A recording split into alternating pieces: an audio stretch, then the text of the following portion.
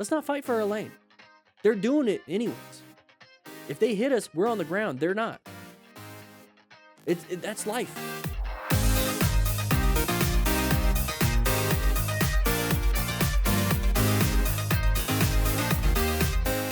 So this is not. This might be the Autobahn. Break. You gotta find an escape path. Found it. Just in case he couldn't have braked enough. He was able. No, then you cut him off. Sure. Don't do that. Don't do that. Now I don't think that is an American plate. So this is not the Autobahn. All right, here we go. Let's just take a look at this one. So it looks like it says miles per hour. No, it might be kilometers. No, I think that's 130. Yeah, where'd my head go? So it's 100. It's 130 easily. This is 130. So this is what I'm talking about. So how freaking quick can you stop? Not very quick with 130. So we're slowing down as much as we possibly can. Now, you see how quickly that vehicle got bigger and bigger and bigger? So this is what I'm talking about. Look how small it is right here. Look, it's a little teeny tiny dot. It's a little teeny tiny dot. So it's way over here, right? We're far away. It's a teeny tiny dot. So if you're speeding and this dot gets bigger and bigger and bigger and bigger, and then you hit it, that's a good indicator that you're going too fast. So it's getting bigger and bigger and bigger and bigger and bigger and bigger. Maybe we should start slowing down. Oh, crap. We need to find an escape path because we're not able to slow down enough time. And then you crash, okay? We got to be paying attention to that. So when we see this, we see the dot get bigger and bigger and bigger and bigger and bigger. Oh, we're not going to stop in time. Where's our escapes now? Where can we go? Left or right? Because we trying to do a red stage maneuver with the braking. It's not working. It's buying us time though, right? It's buying us time. It's good. You should still do it. Buying us time, but we need to find that escape path. And he's going to start doing it right here. And if he needed to, he was going to do it, but he was able to slow down enough. Okay. Then he's going to do this. He's going to cut off the semi, which is, you never want to do that. That pisses him off. And then he's going to get in front of this person like it's their fault. And he literally swerves in front of them.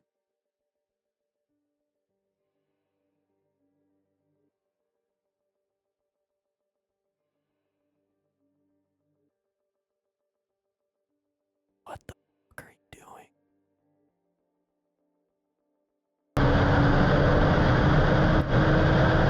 I don't know. Whoa, okay, a little close. We're not going too fast. Yeah, we are. We're going 100. Ooh, intersection. Good job braking, though. That's not the time and place to go that fast. I understand it's kind of fun probably on the bridge, but we're getting into a very congested, different kind of area. And going 100 kilometers an hour, probably not the best idea in that area. It's grease. It looks beautiful, by the way. So we're going 85, and we're like, yeah, let's get some speed. Nobody else is here. We're going 110, and we got to slow down because we have this. So it's just not a good area to do it. So pick the time and place to have a little bit of fun. This isn't the area to do it. Okay. All right. Here we go. 70 miles an hour. We're in the blind spot. Good job rolling off the throttle and applying the brakes. We got a little bit of water, so it did a good job. Didn't panic too hard, too much, whatever it is. All right. Did fine. Here we go. The cheesy bikers riding around. But right after pushing in before the biker, the driver additionally brakes sharply. Okay. So watch out for the vehicles in front of us. Position ourselves. Okay, they're getting in front of us. Go ahead and apply some brake pressure because they're taking away our space cushion. So apply some brake pressure. Position a little bit better. He did what he had to do. Got himself out of there. Okay, now watch out for this merger. Okay, there's always going to be more and more and more. All right, so this is what I would do. There's not much that we can really screw around with. I'm just going to tell you what I would do right here, okay? As soon as I see that one vehicle come in and they start to take my space cushion, now I'm talking about me being as this person right here. I'll go and get myself a little bit bigger so we can make it a little bit better. All right, so what's going to happen here is if I was this person and then this vehicle went in front of me and made my space cushion even smaller, what I'm going to do is either apply progressive brake pressure at like 10-20%, not a lot, because I'm not trying to stop, I'm just trying to slow down, or just roll off the throttle, right? Exactly, Xavier. Just roll off the throttle, because you're going to start to slow down from engine braking, which will then increase, let's go ahead and see if I can do that, which will then increase your space cushion. Now we're over here, so now it's better in space cushion. Now this person's going to come in too. Let's go and see what happens there. What's going to happen? Okay, so let's go ahead and roll off the throttle, increase our space cushion.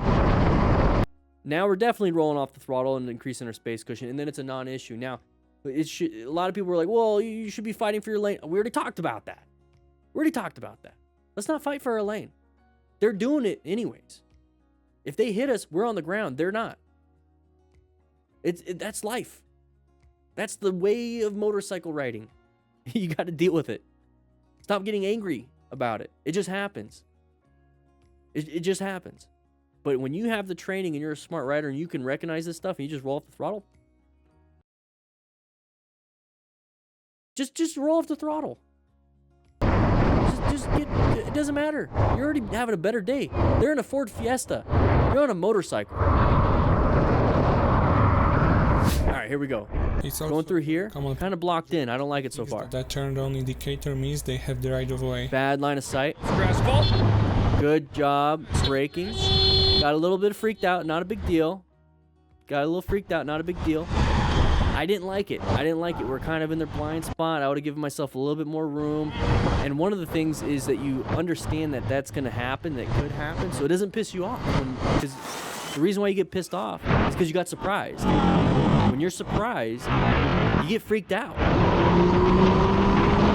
Pretty much think of it as a jump scare. Now, for those of you that watch a lot of scary movies and you're like, jump scares don't get me anymore. You kind of anticipate it. You know the song, like the mood of the music changed a little bit, starting to ramp up a little bit, and you know that things are about to happen, and then boom, jump scare, right? You know it's going to happen. The ones that you probably like now are like the suspenseful ones that truly get you in the gut. You know, that very, very scary gut feeling ones. It's like makes you uneasy. You know, has that special musical tone that you can't really hear, but your body feels. You know, like those types of things. But this right here, this is a jump scare that shouldn't be a jump scare anymore. I mean, we're off here staggered. Yeah, I get it. But then you should also know, hey, you know, if our lane is moving, their lane is not. And if there's an open spot, people like to find open spots. Now, they used to teach, and I think they still do, is that when there's an open spot like this, they want you to protect your lane by being right here. I don't agree with that. Because, you know, protecting your lane is one thing. It's like, hey, you know, now you can see me. Hey, car driver, you can see me. Therefore, it's protected. Now, remember, car drivers don't see us. So I don't want to put myself in a position for no safety. Because now I'm right next to this vehicle. Terrible line of sight. Terrible space cushion. I got to swerve in the last second. I would rather be back here. Now, I'd like to be back here a little bit further. But this is still good because if this person swerves to here, I'm still not going to get hit. So we're staggered. We're staggered with cars just like we're staggered with motorcycle riders. So with this, though, look at all this. You could swerve. Easily. What's another thing you could do, class? What's another thing you could do? Tell me. Write in the comments. It's very easy. It happens to be with your right hand. Okay? We can apply some progressive brake pressure. We can slow it down, allow them to go in. It's a non-issue at that point. Now, the only way you're going to treat it as a non-issue is if you're not going to be scared by it. So that jump scare is not going to get you because we're watching these things and we know that this type of stuff happens. Let's move ourselves over here so we have a better position for vision. We have a better position for space cushions, and we have a better position for escape routes. Line of sight is very important. Space cushions are very important. Escape routes are very important. I'm always in that position that has the best of all three. Do that yourself, and you're going to realize you're not going to be as scared. Start looking at vehicles. So right here, he's going to get a little bit scared by it. Freaked out as soon as that happens. Honking, whoa, slam the brakes. 3 reactions you should not be having. You can have a whoa, but then you could just be doing what you need to do. Come on, new riders, if you want to know how to ride effectively and smart, make sure you grab the Smart Rider Basic Training ebook. I talk about how to plan your ride, what the Smart Rider principles are all about, the color code chart, what patterns to look for, how to rescue another rider. Anyways, you got to just check it out. Make sure you click the link in the description. There's a discount code. It's the cheapest it's ever going to be. Only 500 people are going to be able to get the code. So make sure you grab yours now. All right, let's get back into the video. All right, so we're moving on through here. I'm Kay, that's his name, or their name. All right, not a lot of gear. The problem was the speed, which made it completely impossible to control the bike just before the turn. All right, so they're going slow. They're going slow. That's what it says. It's on their dash. We're getting right up to the turn, and we went up and over. So it was a single vehicle accident. We didn't strike anything. See, we went up and over. So we had good traction with lots of brake power. Oh, he's in pain. Look how far away he is from the bike. He lost some air. Yeah, his bike's way over there. That's nobody likes to hear that gurgling sound. You're right. So the cool thing about editing and tracking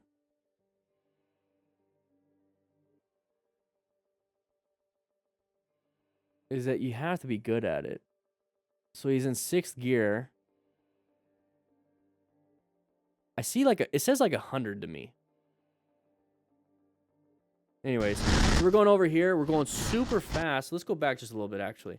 So this is the rider prior to the accident. Not a lot of gear other than a helmet and gloves. That is just a normal hoodie, normal jeans. It's already ripped. It's kind of like he's waiting for the waters to get a little bit high. In regular shoes. On a sport bike, very powerful bike. Sport bikes are very powerful. They're meant for racing. Okay, that's what they are. They're designed that way. They look like it because they're designed that way. So you can go pretty fast. Also, a very short wheelbase. So if you get a lot of traction on that front tire and a lot of braking power on that front tire, it's very easy to go over, especially if you put weight over it. So I have a feeling that's what happened here.